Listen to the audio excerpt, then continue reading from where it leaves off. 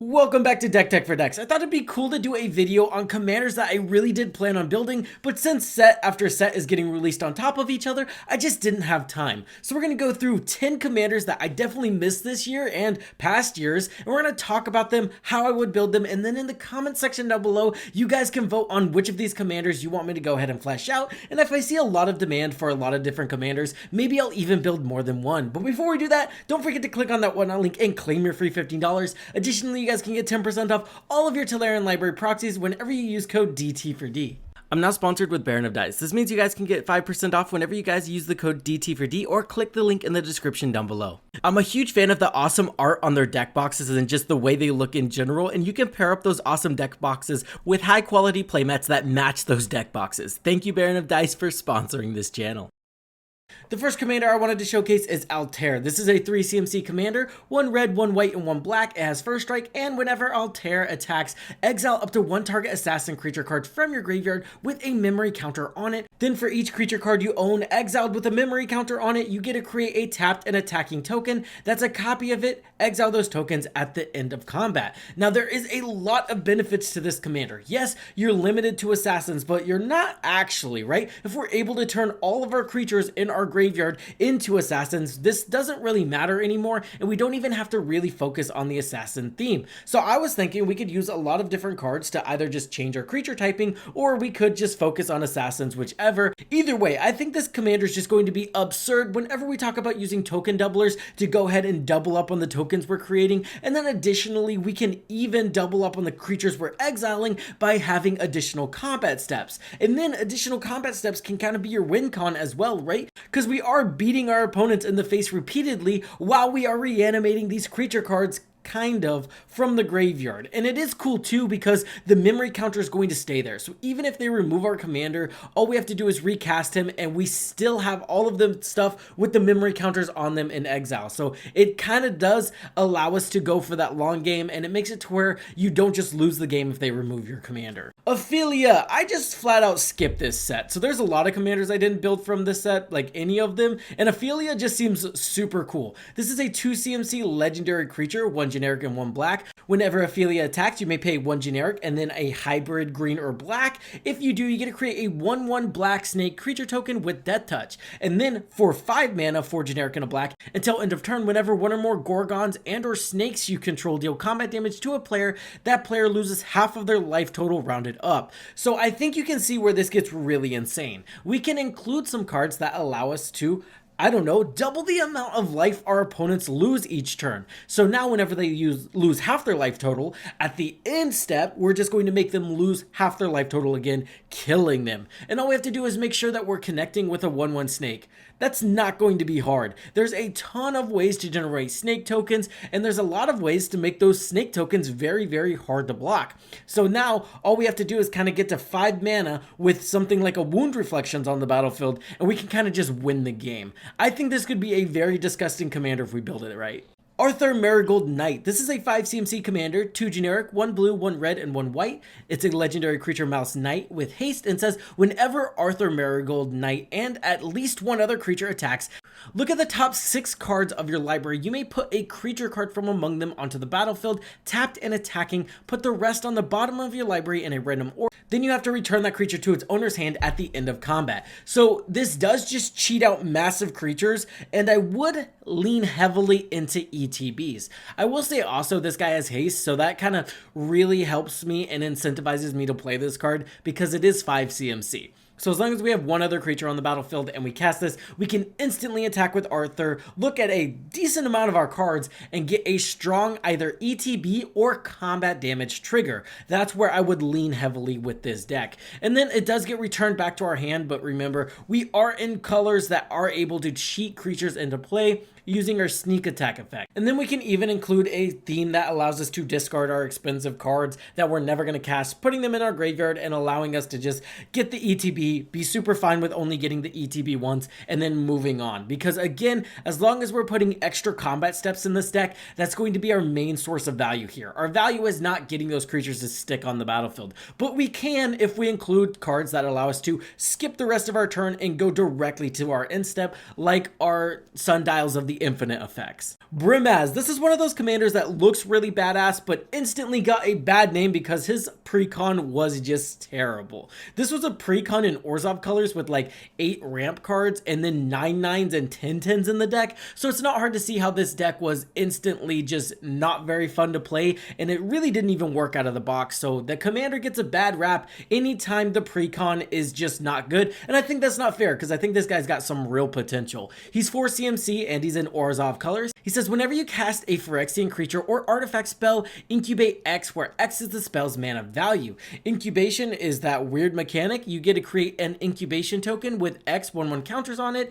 and you get to pay 2 to transform it, and then essentially it's going to be a 0/0 Phyrexian. So you're essentially being able to make creature tokens equal to the CMC of the Phyrexians or artifact you're casting, kind of in a way. And then it says at the beginning of each end step, if a Phyrexian died under your control this turn, you get to proliferate. So we can make our board state even bigger because all of our board state, or the majority of our board state, has 1/1 counters on it. I think this could be a very, very strong modular deck, and I even think it could just be a very strong deck that cares about 1/1 counters and casting as many artifacts as possible. You can do Artifact Storm in literally any color, and I think doing an Orzhov Artifact Storm deck could be really fun. I know that ends up having us left with a lot of 1/1 creatures or even 2/2 creatures, but the thing is, our commander is going to slowly make those creatures bigger, and there's a lot of other ways in Orzhov to put a lot of 1/1 counters on our creatures whenever they enter the battlefield or do other things. So I think this could be a very strong commander that just got a very bad rap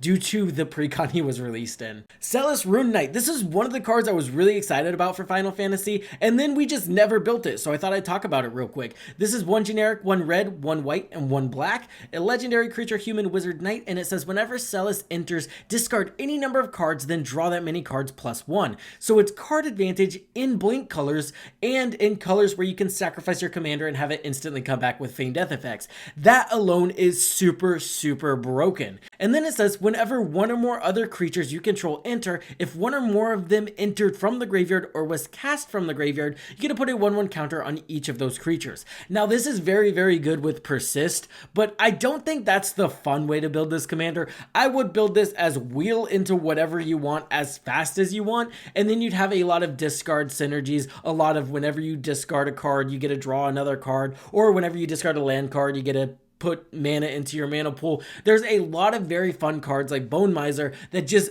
enable these strategies and make them really, really strong. Now you could make this a very powerful combo deck, but I think that's probably been done to death. As soon as something comes out and it's very popular with one specific mechanic, a lot of people jump on it. So we do something definitely different here, and I think doing the discard route is a very powerful route, a very different route, and it would result in a very just super fast deck that allowed you to utilize her ETB instead of the other part. Chishiro the Shattered Blade. Honestly, I think this commander came out before I made the channel, or maybe even right after I made the channel, but regardless, I've never built this guy, and I think he's really, really cool. This is a 4 CMC card in Gruul colors. 2 generic, 1 red, 1 green, legendary creature Snake Samurai, and it says whenever an aura or equipment enters the battlefield under your control, you get to create a 2/2 red-green spirit creature token with menace, and then at the beginning of your end step, you get to put a 1/1 counter on each modified creature you control. Now there's a lot of different ways to take this. You could take this the aura route, you could take this the equipment route. Honestly, I'm probably leaning into the aura enchantment route just because I think equipment has been kind of done to death and I'm kind of like sick of it right now.